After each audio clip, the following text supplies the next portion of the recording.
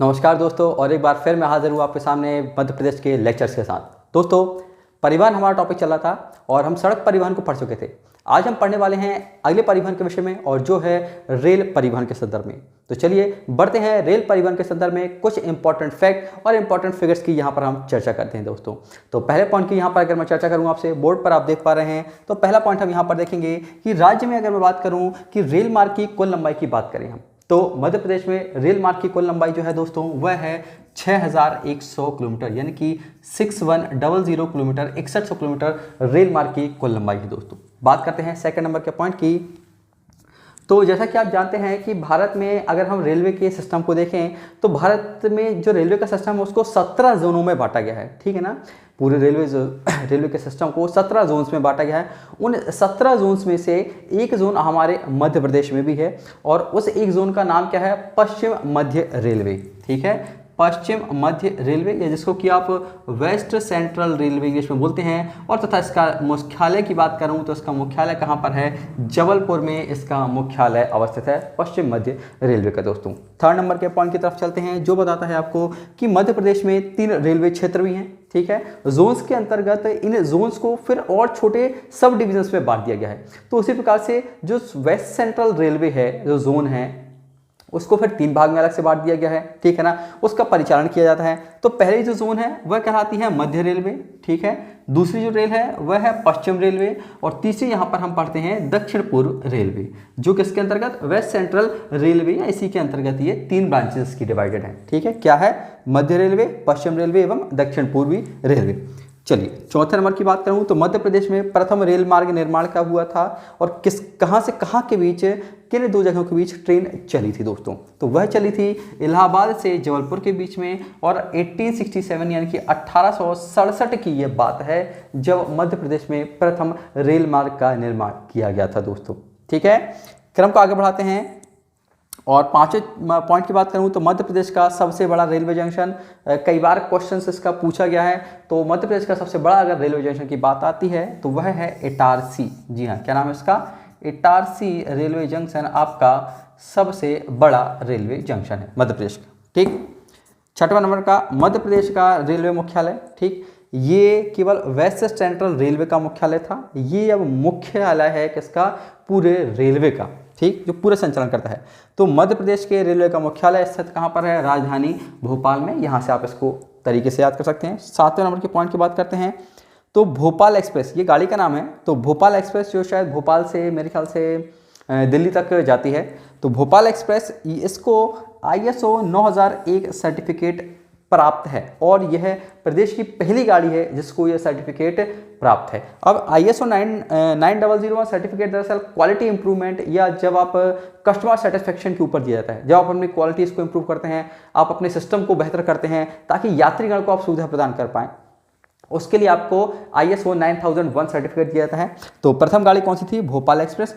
Second number पर जो दूसरी गाड़ी जिसको ये सर्टिफिकेट प्राप्त हुआ है वह है कौन सी? रेवांचल एक्सप्रेस, ठीक है।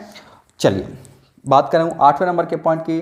8वें नंबर का पॉइंट है, काफ़ी महत्वपूर्ण है 8वें नंबर का पॉइंट। देखें, हबीबगंज रेलवे स्टेशन को भी ISO 9001 प्रमाण पत्र से प्राप्त हो गया है दोस्तों, ठीक है ना। 2 तो हमने पढ़ी क्या? ट्रेन, जिनको कि ये सर्टिफिकेट प्राप्त है। लेकिन प्रदेश का पहला स्टेशन कौन सा है? तो वह है हबीबगंज रेलवे स्टेशन, जिसको कि यह प्रमाण पत्र प्राप्त हुआ है। हबीबगंज रेलवे स्टेशन के संदर्भ में एक बहुत ही महत्वपूर्ण पॉइंट मैं बताऊंगा दोस्तों कि यह पूरे भारतवर्ष का एक अंतर्राष्ट्रीय रेलवे स्टेशन घोषित कर दिया गया है, और यह स्टेशन PPP यानी कि पब्लिक प्राइवेट पार्टनरशिप मॉडल के तहत एक स्मार्ट रेलवे स्टेशन बनने जा रहा है दोस्तों। तथा इस रेलवे स्टेशन का निर्माण बंसल ग्रुप समूह द्वारा, जो कि भोपाल में अवस्थित है, उसके द्वारा इसका निर्माण किया जा रहा है। यानी कि इसमें पार्टनरशिप प्राइवेट कंपनी की भी रहेगी और गवर्नमेंट की भी रहेगी, ठीक है ना। पहला स्मार्ट रेलवे स्टेशन है, अंतर्राष्ट्रीय स्तर का इसका निर्माण किया जा रहा है। और अगर मैं बात करूं, जर्मनी में हीडलबर्ग रेलवे स्टेशन है। कहां पर? जर्मनी के हीडलबर्ग रेलवे स्टेशन की तर्ज पर ही इस रेलवे स्टेशन का निर्माण किया जा रहा है। तो काफ़ी गौरव की बात है मध्य प्रदेश के लिए कि आखिर हबीबगंज रेलवे स्टेशन को इसका चयन किया गया है स्मार्ट रेलवे स्टेशन के तहत दोस्तों, ठीक है। चलिए बढ़ते हैं 9वें पॉइंट की तरफ, और जो बताता है हमको कि प्रदेश का प्रथम पिंक रेलवे स्टेशन दोस्तों, क्या है? प्रदेश का प्रथम पिंक रेलवे स्टेशन। ठीक, अब बात पिंक रेलवे स्टेशन की करें तो पिंक रेलवे स्टेशन क्या है भाई? पिंक रेलवे स्टेशन में दरअसल इस महिलाओं को या महिला सशक्तिकरण को थोड़ा सा बढ़ावा देने के उद्देश्य से पिंक रेलवे स्टेशनों का निर्माण, यानी कि रेलवे स्टेशन तो पहले से ही थे, लेकिन यहाँ पर जो सभी कर्मचारी हैं वह महिला ही हैं, चाहे वो टिकट का काम से लेकर हो, चाहे वो रेलवे के किसी भी डिपार्टमेंट का वर्क हो, वहाँ पर उस रेलवे स्टेशन पर जितने भी कार्य आपको कर्मचारी मिलेंगे किसी भी लेवल के हों, वो सब की सब यहाँ पर महिलाएं ही होंगी, क्योंकि महिला सशक्तिकरण को लेकर इसके लिए एक पहल की गई है। तो पहला जो रेलवे स्टेशन है वह मदन महल रेलवे स्टेशन को ऐसा पिंक रेलवे स्टेशन बनाया गया है, जो कि जबलपुर में अवस्थित है। और अगर मैं भारत में बात करूं तो भारत में जो पहला पिंक रेलवे स्टेशन था वह था आपका गांधीनगर गुजरात का। ठीक है, और उसको फरवरी 2018 में उसको पिंक रेलवे स्टेशन की उपमा दी गई थी। दोस्तों बढ़ते हैं रेलवे से जुड़े हुए कुछ प्रतिष्ठानों की तरफ। तो पहला जो प्रतिष्ठान हम पढ़ने वाले हैं उसकी ओर बढ़ते हैं।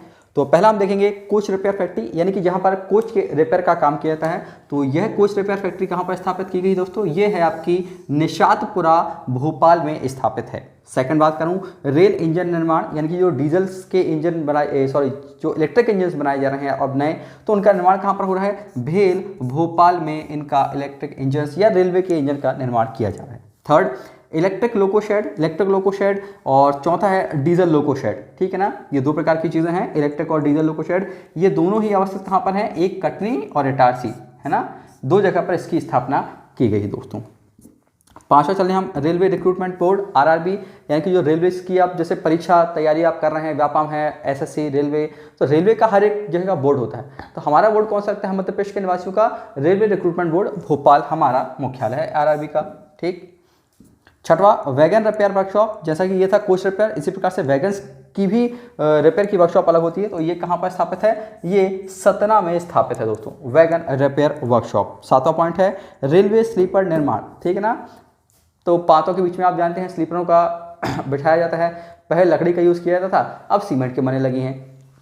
तो ये आपकी कहाँ पर है? बनखेड़ी, जो कि बुधनी में है ना, भोपाल के पास है बुधनी, तो बुधनी में बनखेड़ी नामक जगह पर बन रहे हैं, उसका कारखाना है। और एक अभी ये झाबुआ में भी प्रस्तावित है दोस्तों, ये थोड़ा सा ध्यान रखेंगे अगर प्रश्न पूछिया जाए कि और कहाँ पर प्रस्तावित है, तो झाबुआ में इनका अभी निर्माण एक कारखाना प्रस्तावित है स्लीपर्स का।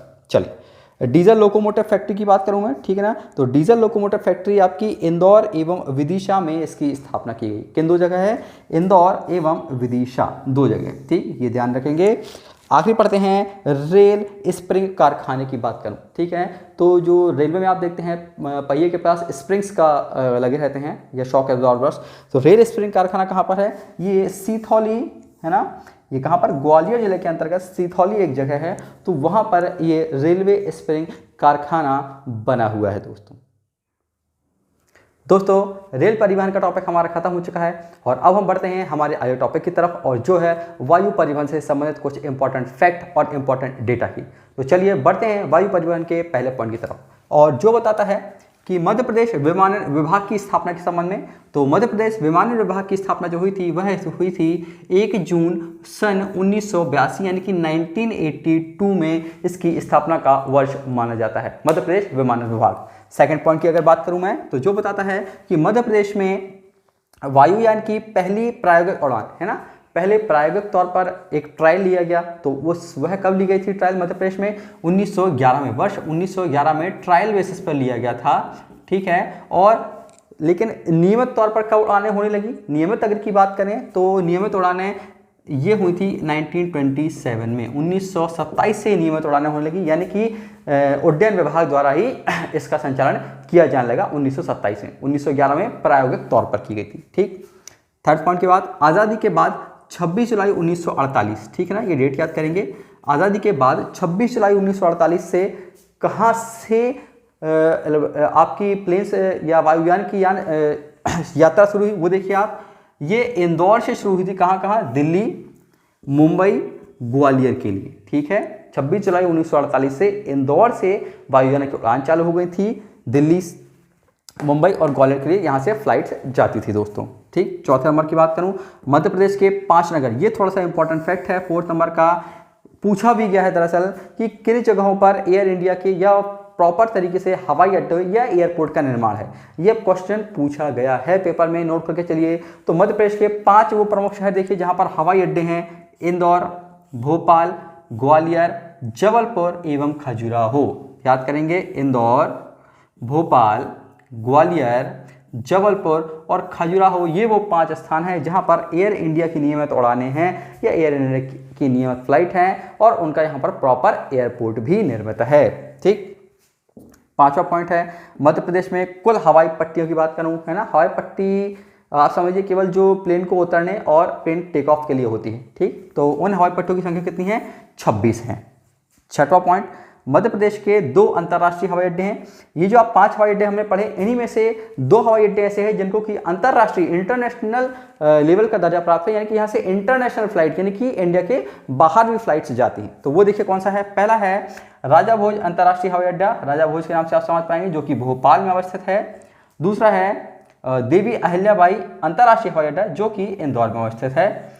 और आप देख पाएंगे राजा भोज भोपाल में जो है तो उसको 2010 से अंतर्राष्ट्रीय लेवल का दर्जा मिला है और इंदौर वाले को जो दर्जा मिला है वह 2012 से इसको अंतर्राष्ट्रीय लेवल का दर्जा प्राप्त है दोस्तों। ठीक है, चलिए 7वें नंबर का पॉइंट है कि कान्हा राष्ट्रीय उद्यान। ठीक है ना, अगर आपसे प्रश्न पूछा जाए और ये पूछा भी गया है दरअसल एग्जाम में कि कौन सा ऐसा राष्ट्रीय उद्यान है, एकमात्र ऐसा राष्ट्रीय उद्यान जिसमें कि हवाई पट्टी का निर्माण किया गया है, तो वह आपका कान्हा किसी राष्ट्रीय उद्यान ही है जिसमें कि एकमात्र राष्ट्रीय उद्यान जिसमें कि हवाई पट्टी निर्मित है दोस्तों। चलिए बात करते हैं 8वें नंबर की पॉइंट की, और 8वें नंबर का पॉइंट जो बताता है कि बांधवगढ़ में भी एक हवाई पट्टी निर्माण अधीन है अभी। ठीक है, कान्हा किसली में हवाई पट्टी बन चुकी है, लेकिन कौन से उद्यान में भी निर्माण अधीन है? तो बांधवगढ़ राष्ट्रीय उद्यान में एक हवाई पट्टी निर्माण अधीन है दोस्तों।